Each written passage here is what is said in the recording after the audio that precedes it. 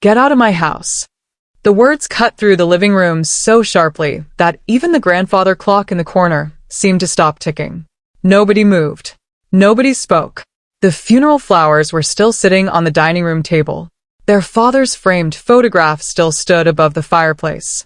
And yet, less than 3 hours after the burial, one sister was already throwing the other out onto the street. The woman doing the shouting was Fallon Whitaker, 42 years old. Perfect makeup, perfect hair, perfect smile. The kind of smile that only appeared when she thought she had won. Standing across from her was her older sister, Fallon Whitaker, 46. Tired eyes, wrinkled black dress. A woman who looked like she hadn't slept properly in years. Because she hadn't. At her side stood her 16-year-old son, Noah. Quiet, nervous, watching everything unfold. Fallon lifted her champagne glass. Actually lifted it, as if she were celebrating. "You heard me," she said. "Pack your things and leave." Corinne stared at her. Not because she was shocked. Because she wasn't. Part of her had expected this. Just not this quickly. Not while the cemetery dirt was still fresh on their father's grave. The room was full of relatives. Cousins. Family friends. Business associates. People who had spent the entire afternoon talking about what a wonderful man Raymond Whitaker had been. Now, every single one of them suddenly found the floor fascinating. Nobody wanted to get involved. Nobody wanted to pick sides. Nobody wanted to risk offending the woman who supposedly inherited everything. Fallon looked around the room. She enjoyed the silence. "You could see it. You've been living off Dad's generosity long enough," she said. Corinne finally spoke. Her voice was calm. Almost too calm. "I took care of him." Fallon laughed. Actually laughed. "Congratulations." The room became even quieter. "You changed a few bandages." Noah's jaw tightened. Corinne gently touched his arm. A silent warning. Not now. Not here. Not today. Have you ever watched someone rewrite history right in front of you? Have you ever sat there knowing the truth while everyone else stayed silent? If you have, then you already know exactly how Corinne felt in that moment.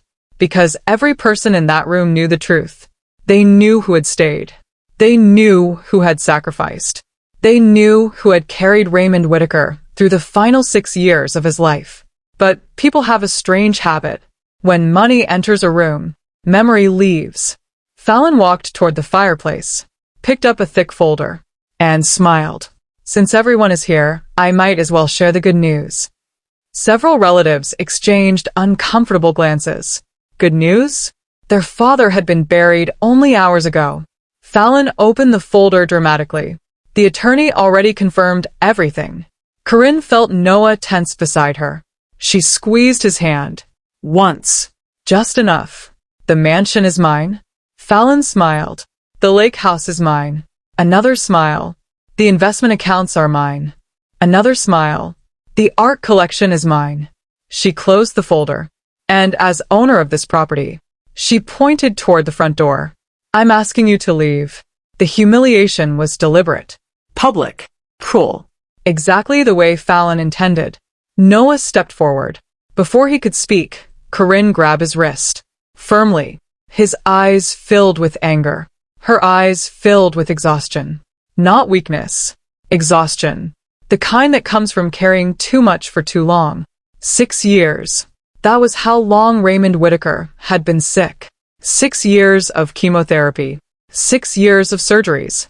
6 years of doctor's appointments. Insurance paperwork.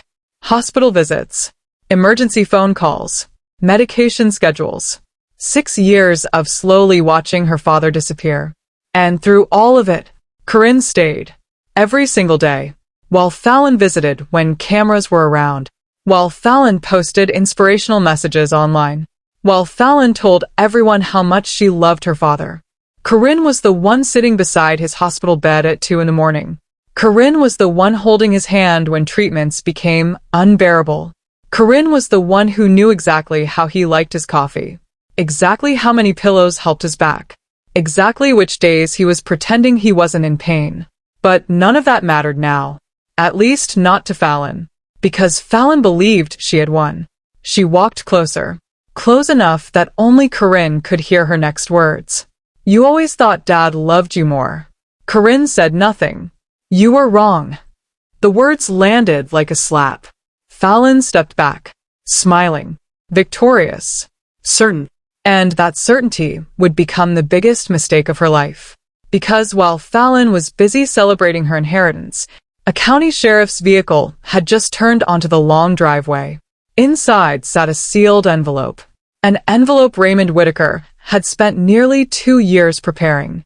An envelope containing a truth so devastating that by sunset, one sister would lose a mansion, one sister would lose her reputation, and one family's secret would finally come to light. The grandfather clock ticked again. Nobody noticed. Nobody was paying attention. They were all watching Fallon, watching her victory, watching her arrogance, watching her enjoy every second of Corinne's humiliation. Then came 3 sharp knocks at the front door. Knock, knock, knock. The room froze. Fallon frowned. Who was that? Nobody answered. The housekeeper hurried toward the entrance, opened the door, and immediately stepped aside. A uniformed sheriff's deputy stood on the front porch. Beside him stood a gray-haired man carrying a leather briefcase. The moment Corinne saw him, her stomach tightened. She recognized him immediately.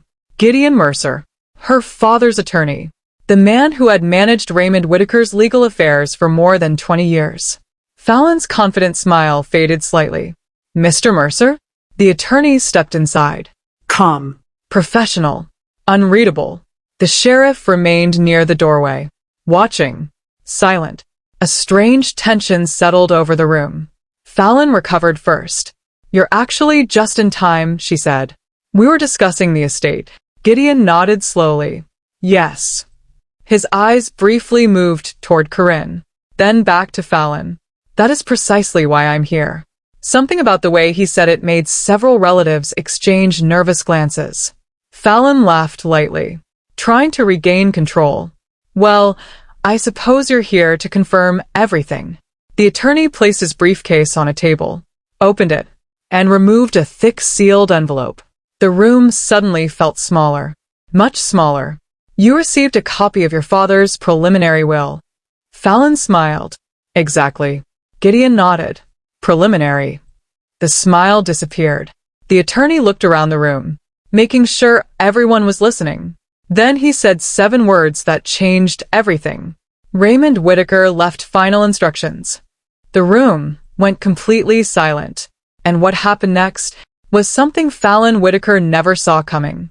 If you're enjoying today's story so far, don't forget to subscribe to the channel and turn on notifications so you never miss another story. And while you're listening, tell us in the comments. What would you have done if you were Corinne? Would you have stayed silent? Or would you have confronted Fallon right there in front of everyone? Now, let's continue. The silence in the room felt heavy, almost unbearable. Nobody moved. Nobody spoke. Even Fallon seemed uncertain for the first time all day. Gideon Mercer carefully placed the sealed envelope on the table. Then he looked directly at Fallon. Your father instructed me to open this only if certain conditions were met. Fallon folded her arms. What conditions? The attorney's answer came immediately. If an attempt was made to remove Corinne Whitaker from this property. The room exploded with whispers. Fallon's face lost color. What? Corinne stared at the attorney. Confused. Because she hadn't known about this either. Gideon calmly broke the seal, removed several documents, then began reading. If my daughter Fallon attempts to claim sole ownership of my estate, he paused. This directive shall immediately replace all previous inheritance documents. Several relatives gasped. A woman near the back covered her mouth. Fallon stepped forward. This is ridiculous. But the confidence was gone. Gone completely. The attorney continued reading. Over the last 2 years of Raymond Whitaker's life, he had quietly conducted an internal review of his finances. At first, he believed there had been accounting errors, small discrepancies, missing funds, unexpected transfers. Nothing major, at least not at first. But the deeper investigators looked, the worse it became. Thousands became hundreds of thousands. Hundreds of thousands became millions. The room fell silent again. A terrible silence. The kind that comes before disaster. No, Fallon whispered. The attorney didn't stop. Raymond eventually discovered the source of the missing money. Not a business rival. Not an employee. Not an outside criminal. His own daughter. Fallon Whitaker. Several people gasped. Others simply stared, unable to believe what they were hearing. No. Fallon shook her head. No. But nobody looked convinced. Because suddenly, certain things started making sense. The luxury vacations. The designer handbags. The expensive vehicles. The private memberships. The lifestyle. For years Fallon had lived far beyond what anyone could explain. Now, everyone knew why. The attorney lifted another document. Raymond Whitaker hired forensic accountants. The room remained frozen. They traced every transaction. Fallon's legs nearly gave out. She grabbed the edge of a chair for support. The attorney continued. Every transfer. Page. Every withdrawal. Page. Every hidden account. Page. Every forged authorization. Page. The stack of evidence seemed endless. Fallon stared at it, horrified. Then came the sentence that changed the mood in the room completely. Many of the unauthorized transfers occurred while Raymond Whitaker was undergoing cancer treatment. The room erupted. People began talking over one another. Some looked angry. Others looked disgusted. One elderly aunt suddenly stood up. The room quieted. Everyone knew her. Margaret Whitaker, Raymond's older sister. She pointed directly at Fallon, her hand shaking. I defended you. Fallon looked away. I defended you for years. Tears filled the older woman's eyes. Then she pointed toward Corinne, while she was sleeping in hospital chairs. Her voice cracked. You were stealing from your father? The room became deadly silent. Nobody rushed to Fallon's defense. Nobody, because there was no defense. Not anymore. Then Gideon delivered the second blow. And somehow it was worse. Much worse. Over the past 4 years, he said, Fallon Whitaker repeatedly informed relatives, business associates, and family friends that Corinne intended to manipulate Raymond's will. Corinne froze. Several heads turned immediately. The attorney opened another folder. This evidence includes emails. Another folder. Text messages. Another folder. Recorded conversations. The room exploded again. One cousin grabbed her phone. Another relative sat down heavily. Several people began checking old messages, comparing dates, comparing stories, realizing something awful. They had all been manipulated. For years. Every rumor, every lie, every accusation against Corinne, manufactured, planted, spread deliberately. A middle-aged cousin looked physically ill. Oh my God. Another relative slowly shook his head. All this time, Corinne remained silent, because suddenly she understood. All the cold shoulders, all the strange looks, all the distance. It hadn't been her imagination. Someone had been poisoning people against her for years, and that someone was standing across the room.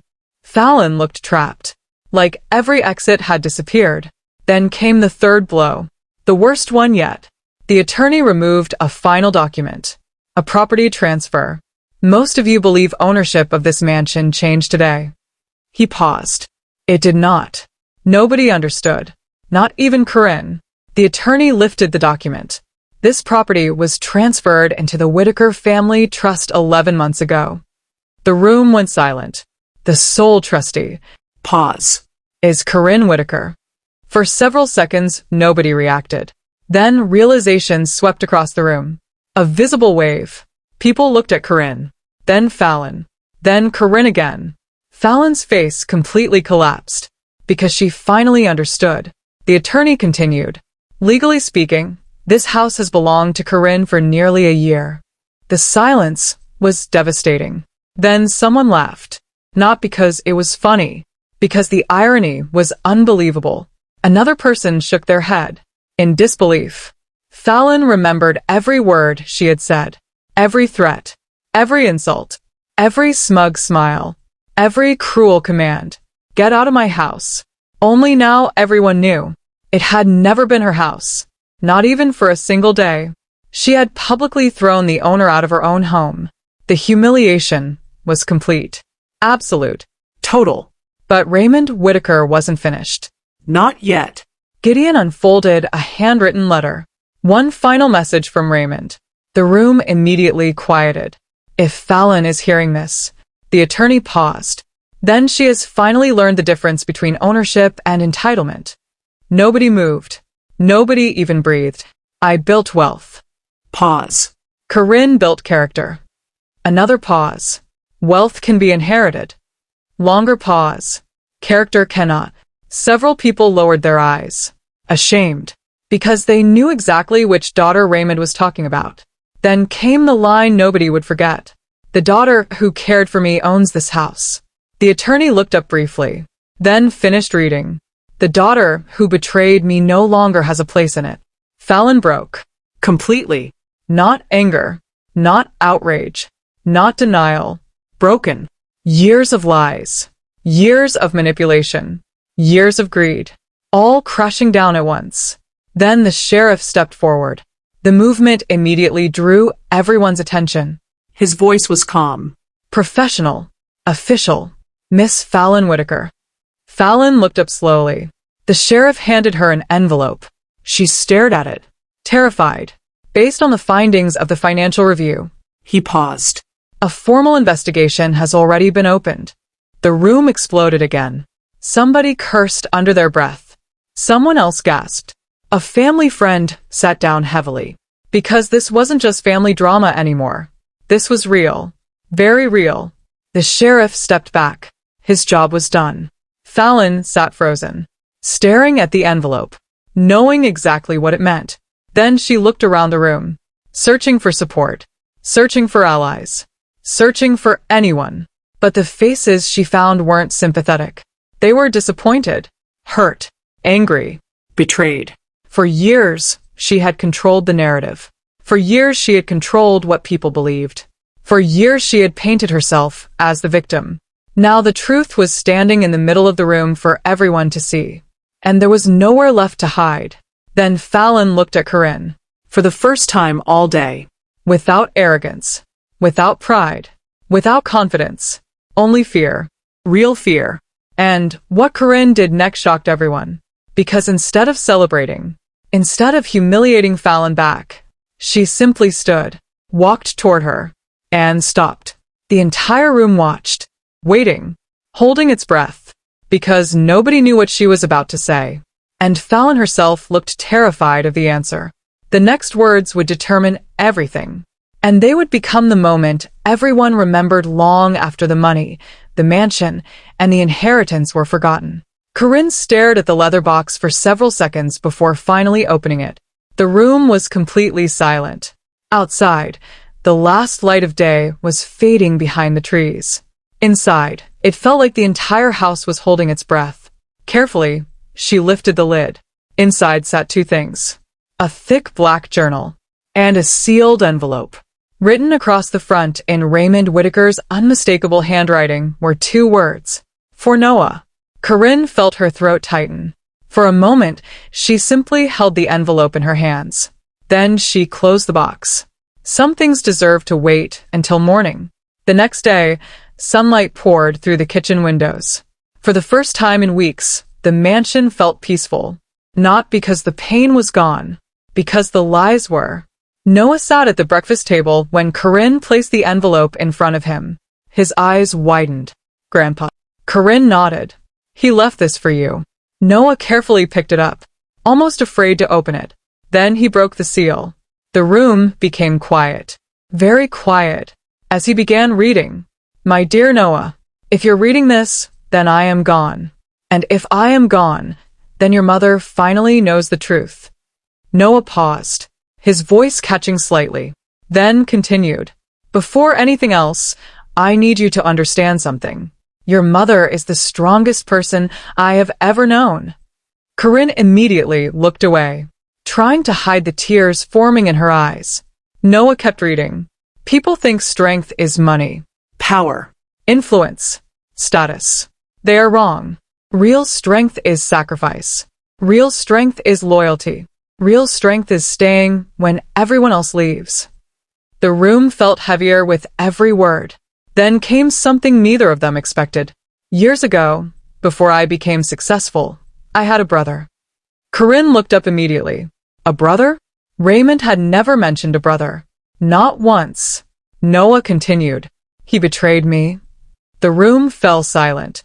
He stole from me, lied about me, turned family against me. And for years I hated him.